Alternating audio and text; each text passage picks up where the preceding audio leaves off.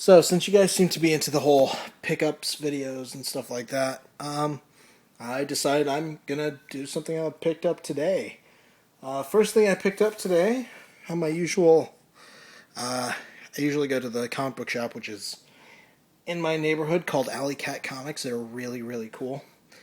And one of the things I picked up was issue number 6 of Creepy. I've been following this magazine since the first relaunch. It's really, really good. The artwork in it is pretty damn spectacular.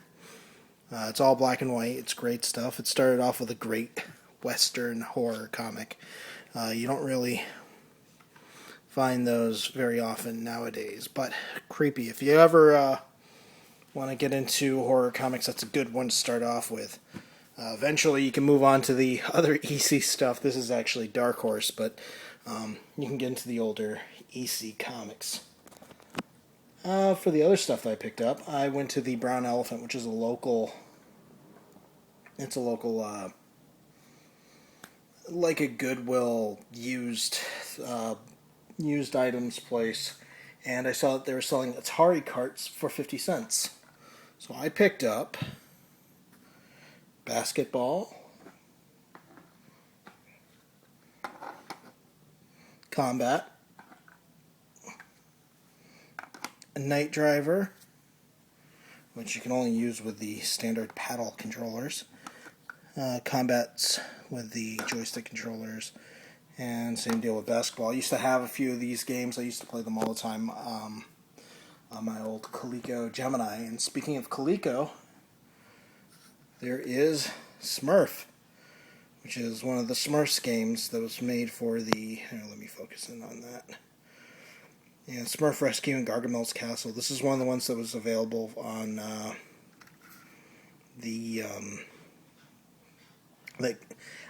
you could have gotten with the Coleco Gemini, which is the 2600 clone that I actually owned. But for $2 for Atari carts, I'm probably going to eBay those for 99 cents each or something like that. What else do I have? I got Moonlighting, the TV movie, on VHS. Fast, funny feature-length film that's starring Sparks Will Fly, blah, blah, blah. I wish I could read that. Wow, Nazis, I completely forgot. Anyways, it's a, if you've never heard of Moonlighting, it's the show that launched this guy's career.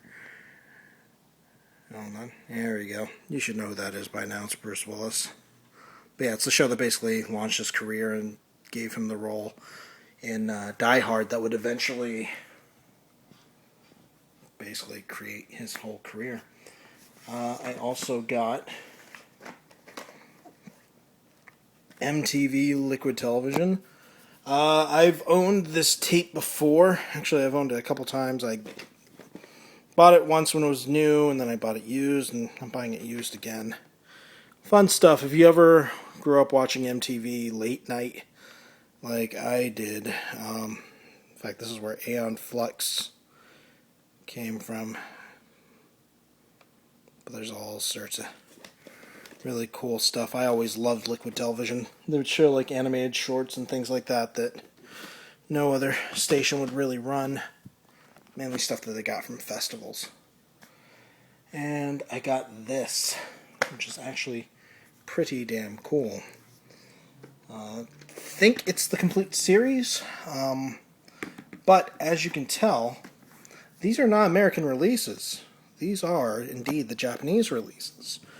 And just to walk into a used bookstore or a used furniture, book, whatever store, and get the whole undubbed official copies of these things is kind of hard to do, especially in the States. However, these, I'm pretty sure, do work on American VHS players. They won't work on European ones because of the PAL format, but US and Japan have...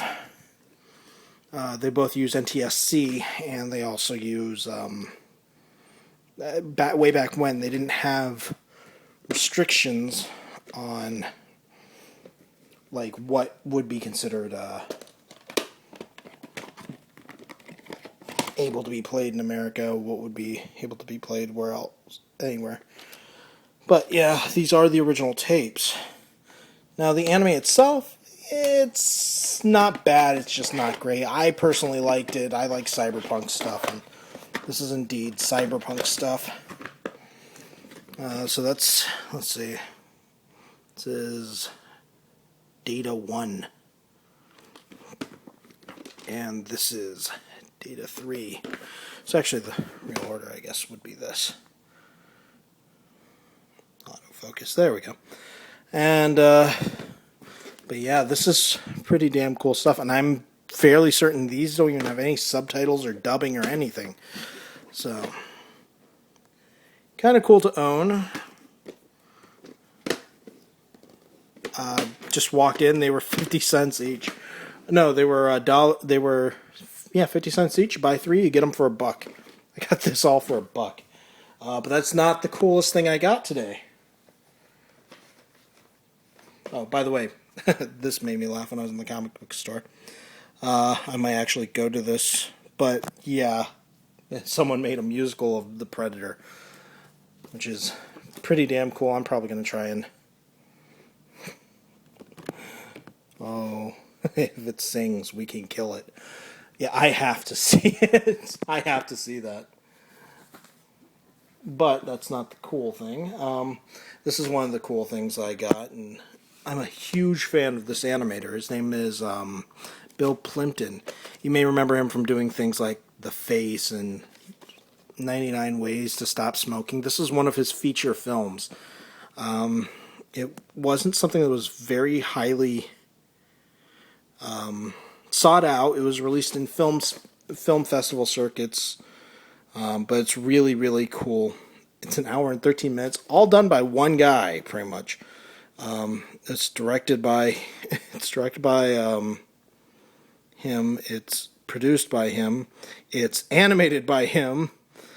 Pretty much everything in this is done by him, including some of the voices. Very crude, crass cartoon stuff. He was best known for doing stuff for tons of places. National Lampoon. He did all sorts of really awesome stuff. But the actual really cool thing I found was this. And as you can tell, I paid $8 for it. Do you want to know why I paid $8 for it when I was getting VHS tapes for 50 cents each? Because this is the deluxe version of Fantasia. A lot of people know Fantasia, a lot of people like Fantasia, but I've only seen one thing, and this is a lithograph of one of the original concept paintings for the movie. Hold on one second. Yeah, put this down.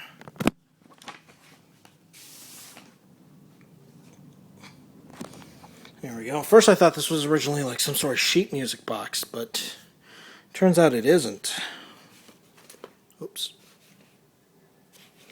But yeah, this usually goes on eBay for about $30. I picked it up for $8, which is, I think, a hell of a good deal. The only thing is that there's a lot of damage on the outside box, but everything else seems to be just fine.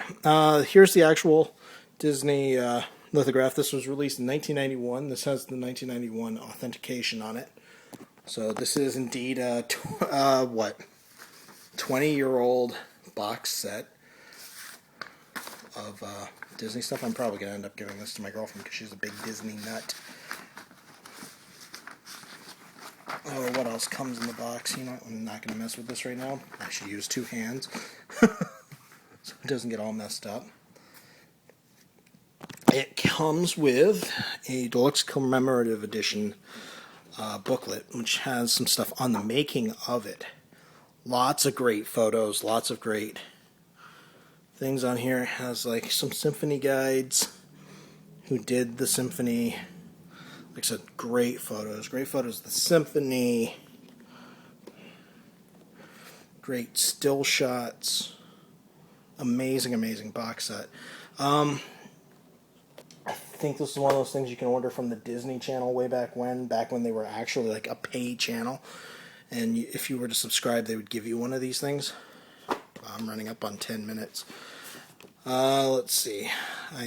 has the save the proof of purchase, so I can save that and then nothing will happen. Came with a Disney Home Video guidebook there, and it also comes with the certificate of authenticity, 1991, signed by Roy E. Disney, which is Disney's nephew. I believe they actually kicked him out of the company. I'm not sure if he came back or not. It also comes with 2 soundtracks. This one has a cracked disc, but I can probably replace that. That's no problem. It has a track listing on it of the entire Fantasia soundtrack. There's the disc. The discs themselves are in pretty damn good condition, considering this thing is a 20-year-old box set. And that's both sides of the disc. I may actually rip those onto my computer, put them back in here, and just not touch them ever again. There's disc 1. And then, of course, there's the tapes themselves. It's the making of documentary, which is in some of the DVD extras, but I believe that this one is a bit different. And this is, of course, the original Fantasia, and it also comes with the those are not spots, they're just on there. That's actual, like a holographic thing that they put onto the boxes themselves. They're like little stars. It's kind of, let's see if I can actually focus on one of them. There you go. As you can see, those are actually put on there. So it's like, it was a really cool special edition. It's not as cool, honestly, as the Laserdisc release. There was a box set for that, I believe, when it came out. But it is a really cool release, and I may actually end up keeping that lithograph over there. But yeah, so that's what I picked up from the used whatever store. Because they have books, they have everything. They also have quite a few more tapes in there, which I need to go through in the next couple weeks to see what they have, because they bought out a bunch of stock from a bunch of old video stores that went out of business, and I need to go through that. So you may see another pickups vid, but not much gaming stuff, just the Atari carts there. They did have a few other Atari things there, but I rehab them, or I don't really need another 2600. I've got like 16 of them. My favorite is still the Coleco Gemini, for obvious reasons. But yeah, lots of really cool stuff. Thumb up if you like my stuff. I don't really care.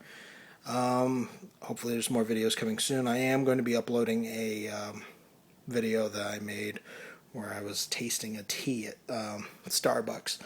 I'm also going to do another one eventually where there's going to be a tea vid for my friend A. Murphy, which I'm probably going to end up uploading that sometime. Anyways, yeah, that's what we did today. Thanks. Bye.